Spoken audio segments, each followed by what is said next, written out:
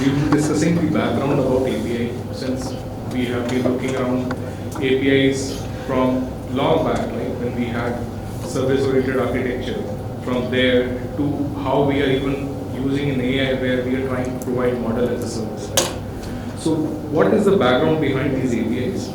Now, how API is transforming India, like how it is being readily used in most of our government use cases as well, and so in corporates as well, right?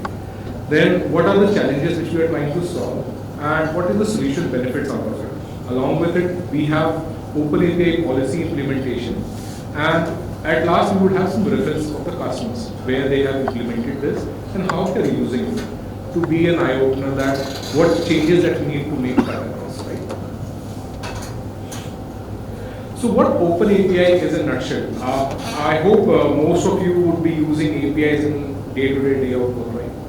So I think from a reference point when I say that, if I take a very common example within India, right, where we have so many languages, and if I say that a person from state A has to talk to state B, where there is a difference of language, how would they communicate with each other?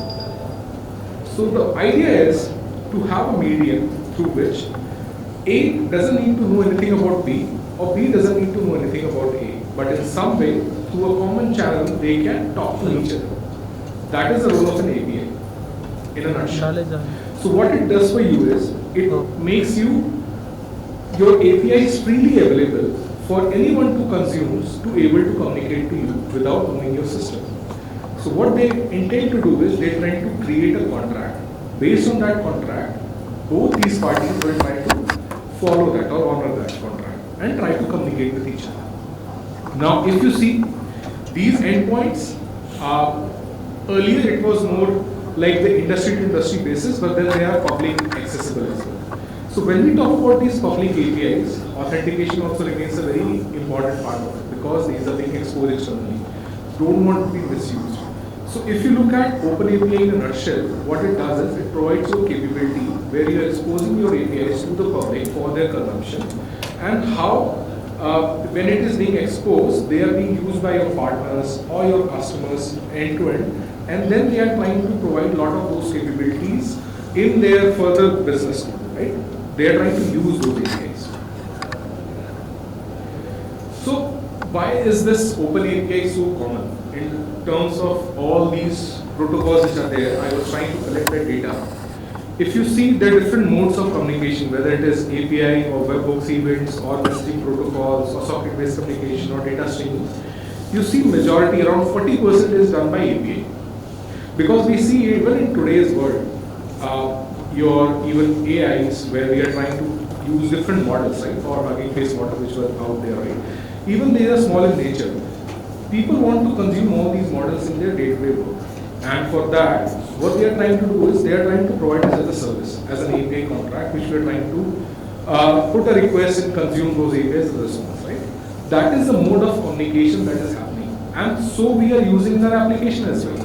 So what we are trying to do is, we are trying to define our APIs, we are trying to have a much more language agnostic kind of a framework and trying to consume it. I need not to understand the entire mechanism what is behind there. I have been provided abstraction framework for me to further consume it. And since API are the most common used protocols cut across, it has become the mere mode for communication to be used by multiple of us. Now, let's talk a bit about India. If you see, I think most of you are already familiar with the icons, right? Whether it is Aadhaar, or whether it is PAN, or your UPI, or your Umang, DigiLocker, CoWIN, and Bharat Bill Pay, Hashini, right? If you look at all of these, what they have done is, they have provided a framework with their APIs being exposed to be consumed by a consumer like us, right? We citizens are trying to consume these APIs and making sense out of it. Now, if I just double click this, let's look at this specific challenge or the pain areas which were there. So if you look at various departments, right, every of that department had their own data available with them, whether it is a driving license or your PAN or your say 10 mark sheets or whatever the data that they have, all departments were having that data. Now, whether sometimes based on the service requirement of a central government, they want to consume those data, or be it a state department who wants to consume those data. Now, each and every department has to go to that individual department, access their APIs, and then consume whatever it has to. So it's a mesh, right? There is no central place where government can try to access the data based on various departments and can share the data across various departments.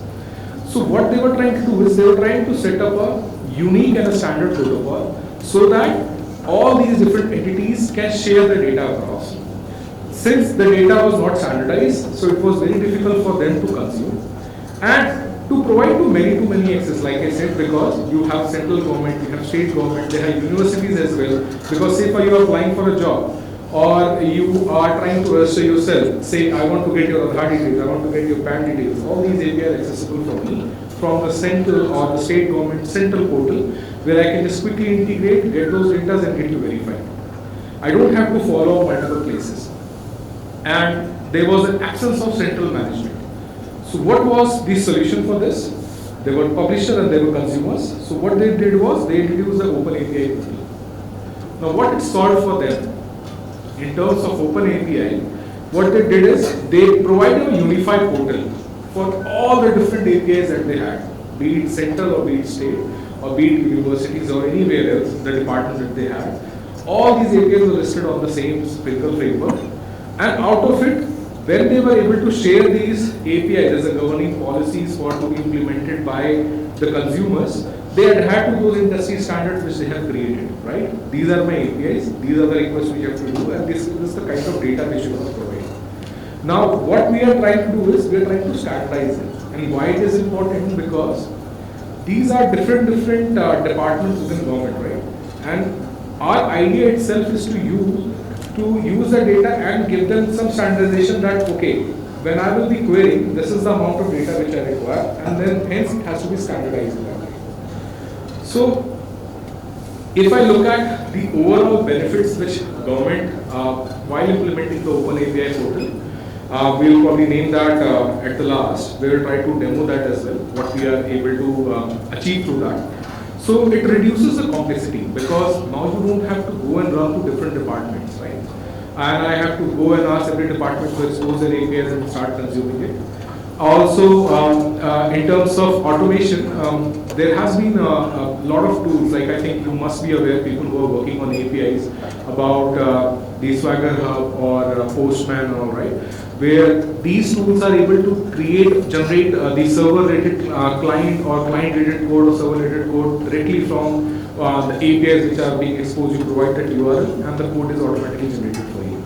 So for a developer who is trying to provide a service or trying to consume that service, in both the sense, what we are trying to do is, we are trying to just provide the URL, the clients and every code is generated on its own. It's a complete automation. Then single source of truth. So from a quality and security perspective, we are trying to adhere to certain standards and ensuring that everyone trying to utilize those APIs tend to follow that standard.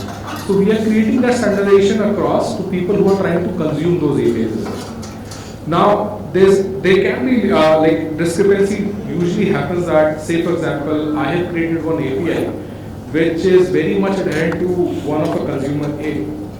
And say consumer B, let's say for example for any insurance company, right? I am providing my insurance service to a car insurance manufacturer, right? OEM. So people who buy car, I will provide insurance to them. I have my own API. But tomorrow there's a IRCTC passengers who are traveling, I have to provide insurance for them as well. It might be a bit different, might be a bit tricky, but in order to provide a single unified platform, in order to provide a single API framework, I need to ensure that my response framework is according. That I define the structure in such a way that it remains standard for the consumers to consume and the relevant data is available in that response time. Also in terms of overall efficiency and lower cost.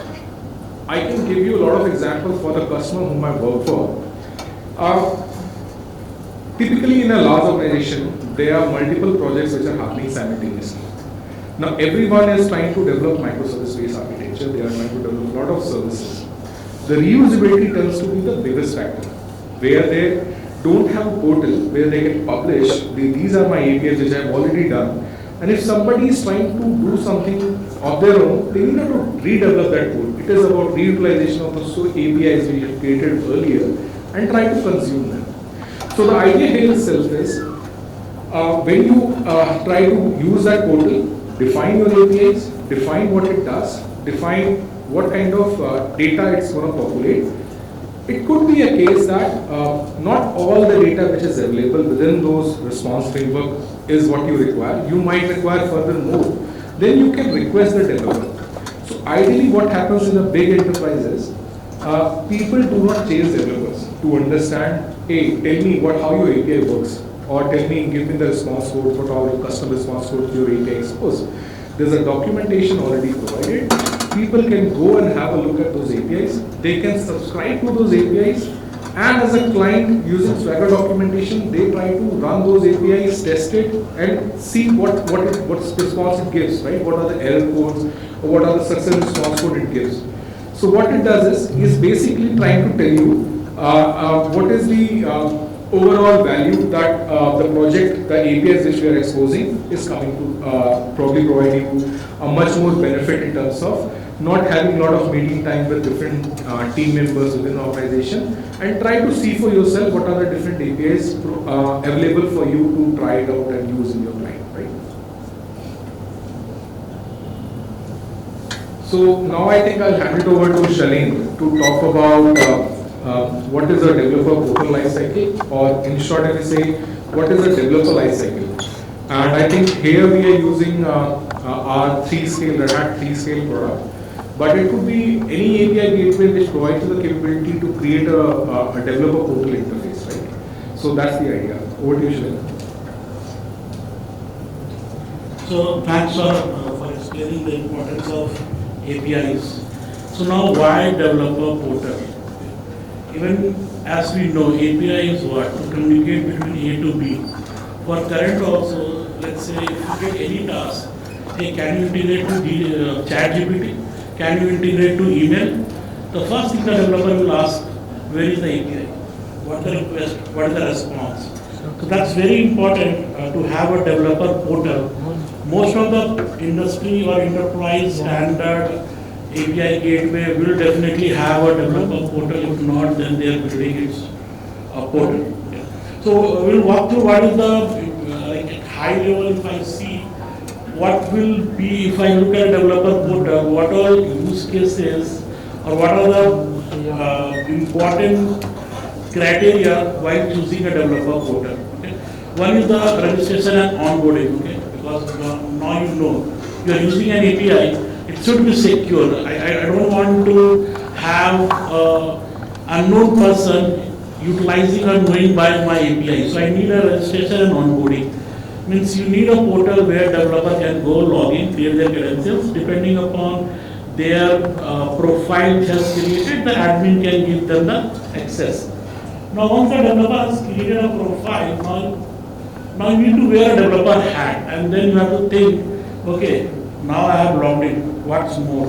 Now after registration and approval, you need to list down the APIs.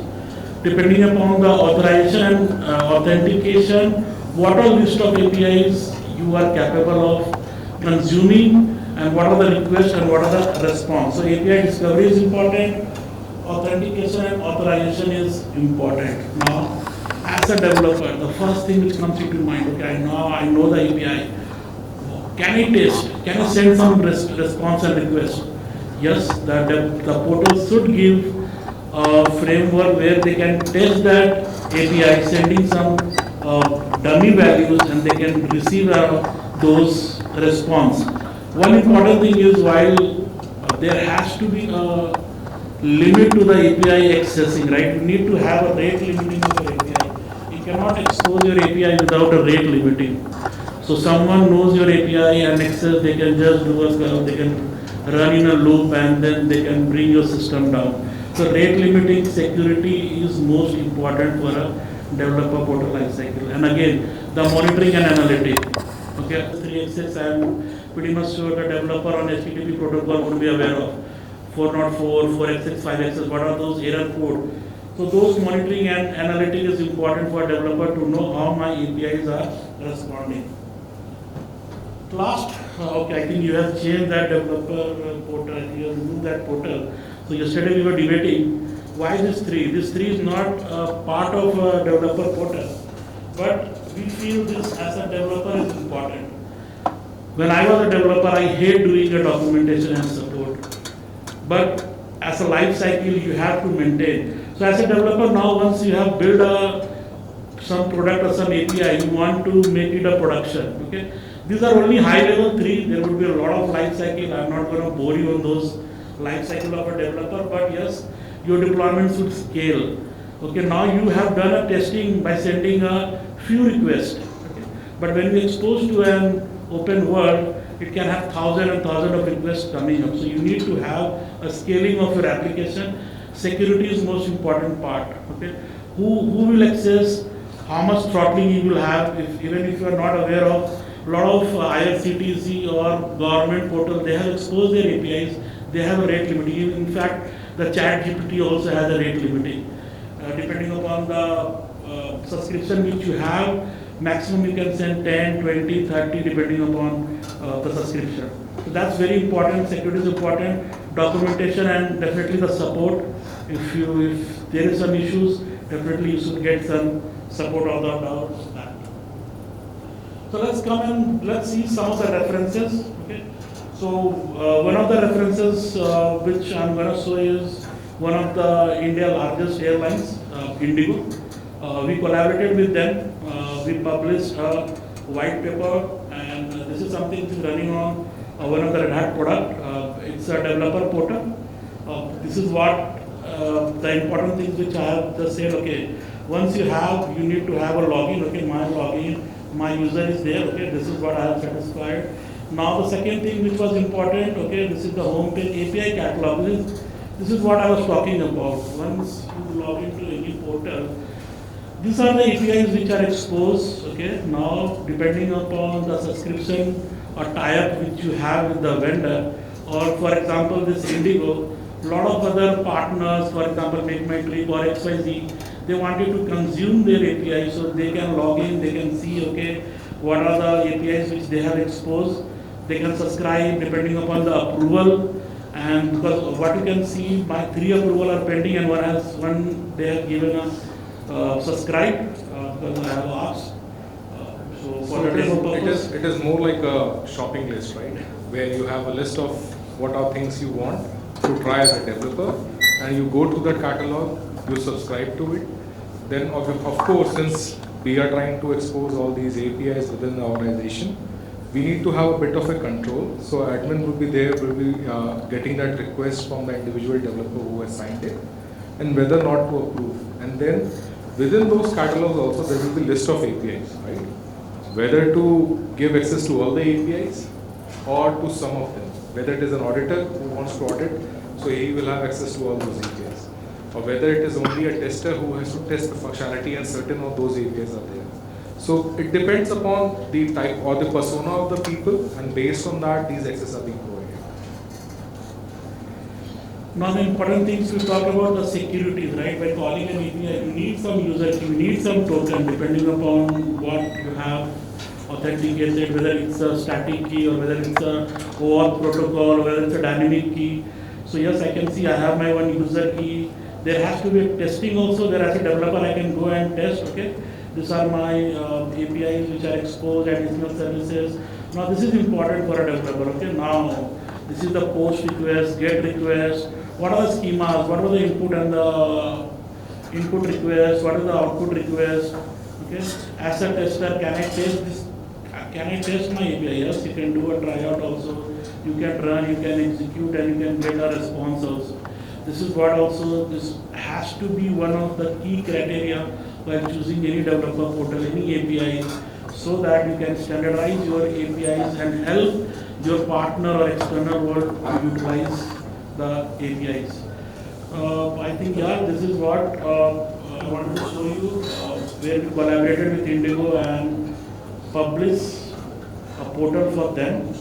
One is the API Setu, which is a government portal. I'm not sure if people you are aware of, but it's very useful for a developer. You can go, you can start. I think Saurabh will give more highlight on API Setu, and even if you want to just play around with this portal to get some information about whether it's a railway, whether it's a government, whether it's a central, there are a lot of APIs which are exposed. You just need to register and start playing around that part. Thanks, Shailendra. So I think you would have by now understood from Indigo case study that the possibilities are endless. I think in the morning keynote, I think we heard that there was a hackathon also done, right? I think this hackathon was done for Indigo, where we did provide a lot of these APIs to be integrated, and they are believing in that framework that what we're going to do is all the APIs which are there within Indigo, we are trying to expose them to the world, so that all the developers who are out there in the community, whether it's a student, right, who has some brilliant idea, what they can do is they can create some MPV, right, and showcase that capability which can bring some benefit to the customer, right. So they are also trying to offboard this to a lot of their partners, make my trip, right, to have a further control of these APIs. They are trying to book those flights or trying to do some booking cancellations and all, right. And now they have loyalty. All these are API based. To have further control, to have further governance, right? They require this kind of thing. And these partners who are consume, also there's a small component of monetization to charge back based on, he talked about throttling, right? Where I'm trying to expose my APIs and rate limiting you that in a day, say example, you are able to only call 10,000 times. But if you call more than that, I'm going to charge you say 10 paise per call, right? So that chargeback will also be done. That's another case which our customers are trying to use. Now coming back to API Setu, right? How many of you have heard about this API Setu? Anyone? So this is a central, I would say, a platform where we have integrated all the APIs which are there. Now, before coming to this, I want to just quickly tell you about COVID. That I think everybody is aware, right? So how COVID was a success? Now, you have to understand the architecture for COVID, that there are administrators who are trying to create login databases. You want to have monitoring dashboards also available to you to understand which hospitals are there, how many vaccinations do they have, how many people have vaccinated. Then there are health facilities like hospital registration also need to be done. They are public, they are private hospitals. And then vaccination receipts which are coming and going. And then obviously technical support. Some people are facing problems, there are people trying to help. And in order to ensure that, if you look at, double click the particular architecture for COVID, you'll see there's a vaccination app, COVID, which we are all so aware of, right? Then there's a management portal where the entire management of COVID, where registration and vaccination registration, everything is happening. Then there's a public portal where public used to go and register for their vaccination slots. Now there's an API gateway in between, and it used to manage all of it. And it was again based on a Kubernetes based architecture. We call it DIVOC infrastructure. That is based on OpenAPI gateway initiative, right? What it was trying to do is, I don't know how many of you are aware where for booking a slot in COVID, we were not able to see the response of the app itself. So we were going to Telegram bots. But how are these Telegram bots working? Because government has already exposed these APIs in an open API framework where our Telegram bots used to go and directly hit those APIs rather us be going to the portal and trying to access it from there. The bot used to keep on doing that from behind. So what we are trying to say here is, in terms of a logical architecture, if you look, there are multiple systems within the infrastructure and how it works so beautifully. So let me just show you. So this is API Setu. If you look down, you see that around 600K plus published API, around 1,700 publishers and 634 consumers, and these consumers can be from central government, state government, or you. So if you see from organization type, you have central government, you have state government, you have industry and private sector. So if I say, for example, go to state government, I have a search option as well. If I want to search for a specific department API, we talked about driving license, right? We talked about PAN. All these organizations are listed here. These APIs are provided. If you want to go and test them out, you are available to do so. So let me just quickly look for.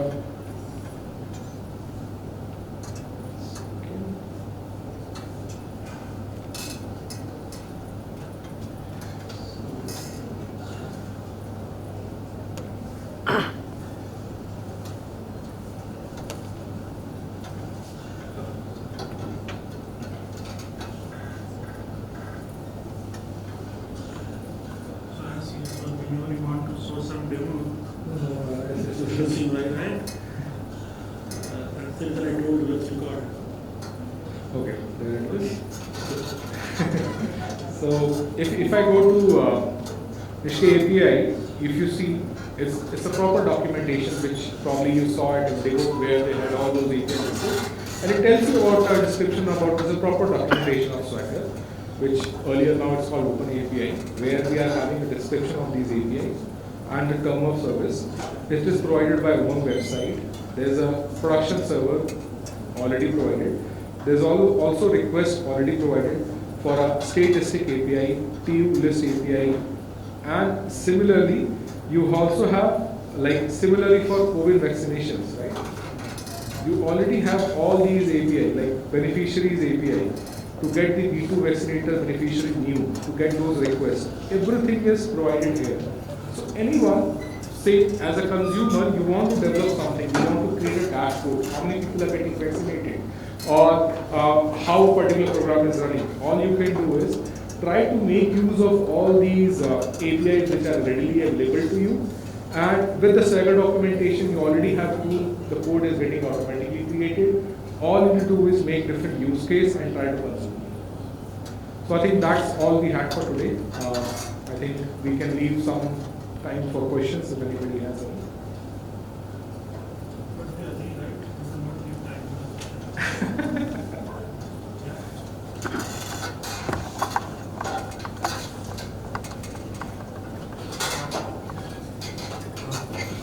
So pretty nice presentation around using OpenAPI. So I have just one question: how we can manage the different versions of an API with the specs, basically? That is the first question. So in order to ensure that in Swagger, whenever you try to publish the documentation, so you have different versions of those API releases. So anyhow, you will have that version of documentation there, like V1, V2, and V3. And obviously, in a Kubernetes world where we are trying to deploy multiple services of different versions, you have versioning and rollout capability there as well. So while you are trying to do, say, rollout of different version of those APIs, you can have affinity of different Swagger documentation attached to it. So either it could be done at the API level or it could be done at the documentation level as well, whichever you do. Okay, and what about, let's say, we duplicate some APIs, like how that will be notified, because the application might be using those APIs, and if we duplicate those, the application might go into a toss. So that goes into I would say a framework which we follow for any developers, because any new capabilities that you want to bring in, you have to ensure that the back doesn't break, right? You have to ensure the backward compatibility is there. And if in order to do so, you want to eradicate or deprecate certain capabilities in the documentation, that is where documentation is the key. Because any developer who's trying to consume the new thing, try to see, oh, this method which I was trying to use earlier is no more longer available in my current newer version. So why? It shows that this method is deprecated in my documentation to clearly tell me how it has to be reused or how the new functionality is now available. So that is where versioning and the new documentation come into picture. We as a developer, we always used to go for documentation and see what new capabilities have been provided. Last question. Just to add on those questions, that's a very nice question, and a lot of people think, okay, I'm using, now it's deprecated, I was not know. That's where the developer portal feature is there, right? Once you have a developer portal, your API, mark this as deprecated. Okay, if you have a notification to be sent out, those subscriber, the user will get notified, okay, these are the APIs which has been deprecated, this is the new version, start planning that. And that's I'm doing, I'm thinking any enterprise customer are doing that. It's sending a notification, but that's where the developer portal will come into picture. That's all. And like you said, it's a contract between A and B. Yeah. So if you're changing that contract, you have to notify the consumer of it, right? And the first one, when you said the version, that's also very, if you can see the API right now, you can see the V2, V2, V3, V4, and that's the kind of standard the industry is following now. So last question from my end is around how we can ensure that we are exposing, the APIs to the world, right? So how we need to ensure that these APIs are not used in a other way around, causing a system to be like taking the entire system down, basically, because the documentation is publicly available. Correct. So I understand. So like what he said, there are multiple ways to do it, like throttling, to ensure. Then there is your what do you call it? Different security features like your kind of a DDoS attack, which used to happen, that there's a single host trying to ping a lot of queries, how to get block them. Obviously, there are like to disable certain front-ending REST APIs trying to do cross-site scripting, right? And SQL injections and a lot of other things which are happening at the front-end API layer as well. So, in order to do so, we need to ensure that there are different security measures in place. Like certain of customers use a lot of CDN for their static websites where they're trying to consume the different APIs and trying to expose them from the website as well. What they try to do is they try to have a DDoS enabled so that any new host who's trying to bombard the particular website, it's able to consume and is being stopped if it is trying to create some nuisance. Thank you. Thanks for the answer. I think we are time up. We have any further questions we are around. Thank you. Thank you, Shailendra and Saurabh. So guys, just scan the QR and give us the feedback. And next session will start in 10 minutes.